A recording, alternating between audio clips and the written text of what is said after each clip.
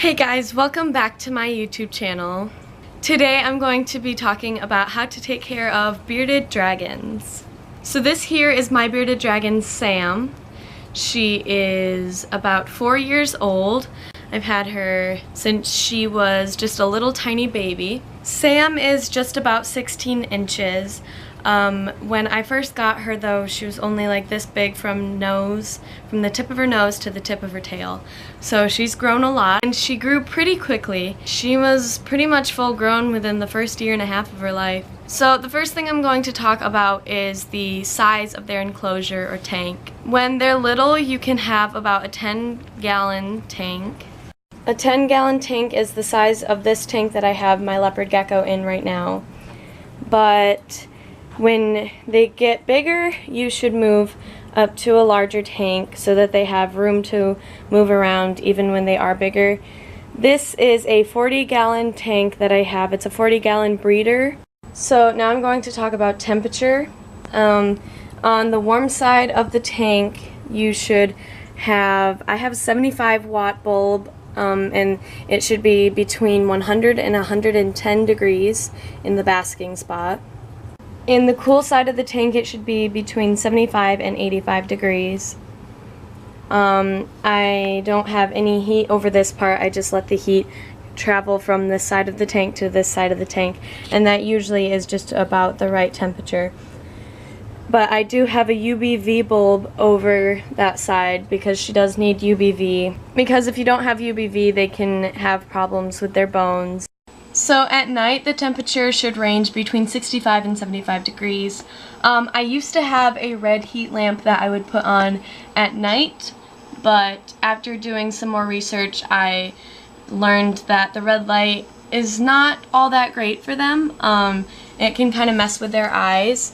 And it's also good for them, good for their bodies to be able to have it be a little cooler in the night and for them to have to keep up with it even if it cools down in the night.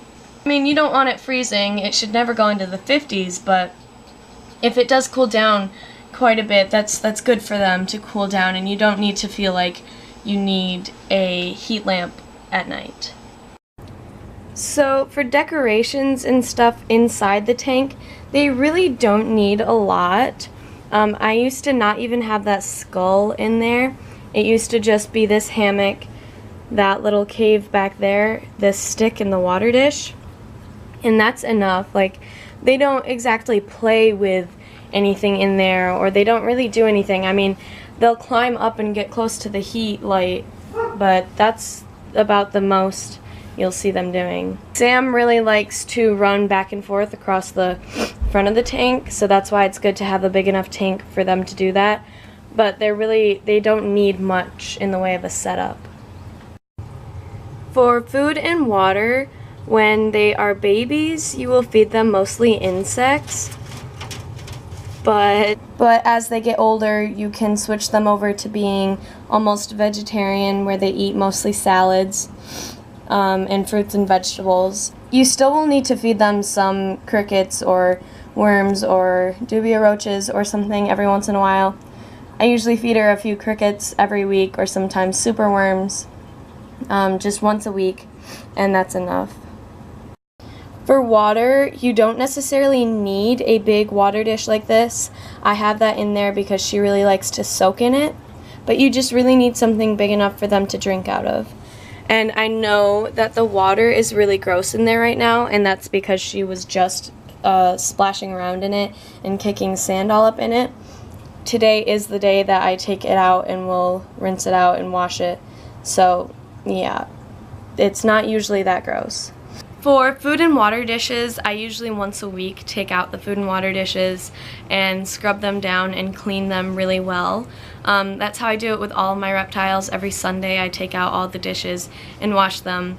But you want to make sure they have enough water to last them that entire week before you clean it again. So if the water is getting low, you can just refill it. A good rule of thumb is if you wouldn't drink the water that is in there, then you need to get it out and refill it and get something fresh in there, because if there's something that you wouldn't want to drink, you wouldn't want your bearded dragon drinking it. So the humidity levels do not have to be high at all. They're technically desert creatures, so between 20 and 30% is good. I usually only spray down a couple of things in her tank every morning so that it'll act kind of like a dew, like you know how in the morning there'll be dew on the grass or whatever. It can be kind of like that, but they really don't need any humidity, any special humidity.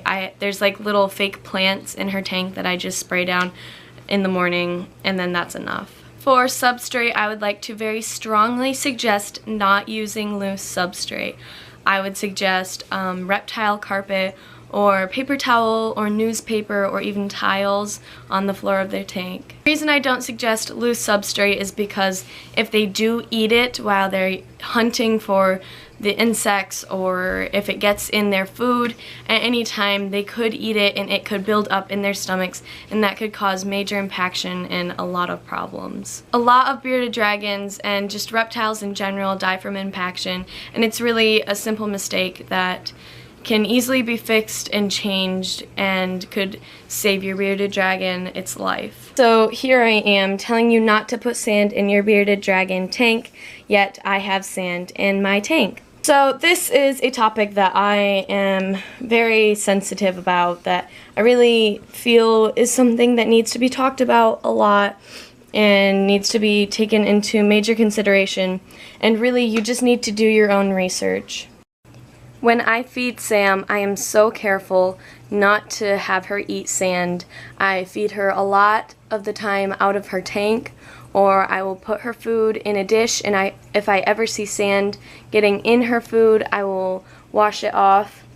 And when she is eating insects, I will hand feed them to her, or I will set them somewhere that doesn't have sand. I'm very, very careful about her not eating sand. However, you're not there watching your bearded dragon 24/7, so you never know if she's licking the sand, just trying to smell it, and then she might eat some of it. And that's really not something you want. So you just have to be very, very careful of it and very conscious of the fact that she could eat sand and that it's really not good for her. The sand that I have in her tank is the walnut shell, the ground up walnut shell sand. I think if you are going to put sand in your tank, that this should be the only sand you put in there, because it is a little easier for them to digest. Still not great, and it can still be hard for them to digest. I really think, especially for a beginner, you should go with something that's not a loose substrate, just to go the safe route and be very safe.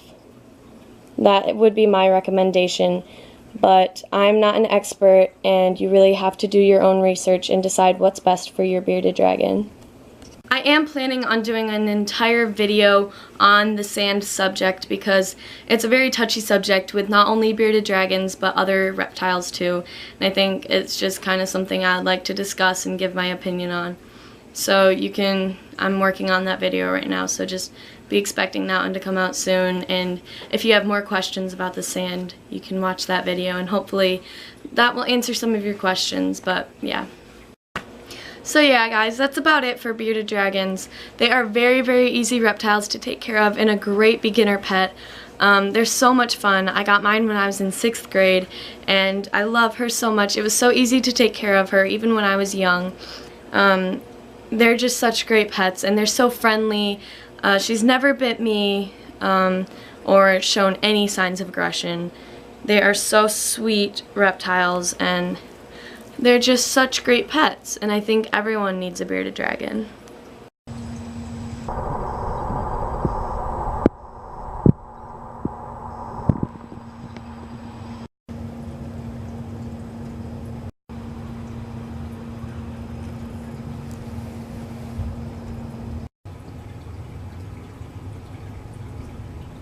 Thank you guys for watching. If you liked this video, give it a thumbs up, and if you didn't like this video, I don't care. Give it a thumbs up.